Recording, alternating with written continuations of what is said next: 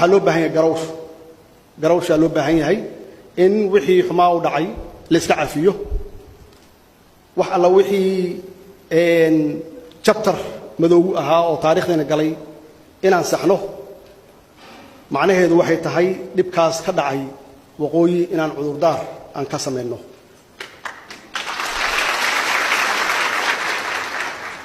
inaan cudurdaar ka sameeyno inaan raali gelin ka sameeyno dadkaas waalaheena ah intii dhimatay iyo intii dhaawacantay aan raahno taariikh xun bay ahayd wixii dhacay waa waxaan soo marnay runtii wixii halkaas ka dhacayna wixii ka dambeeyay koonfur oo waqooyi ku duusha ma ahayn wax qabiil ku salaysan ma ahayn waxay ahayd system dawli ah oo markaas jiray anigoo madaxweynihii qaranka ah inaan cudurdaar ka sameeyo oo raali gelintaas aan gaarsiino walaalaheen reer waqooyi idinka ila qaadataan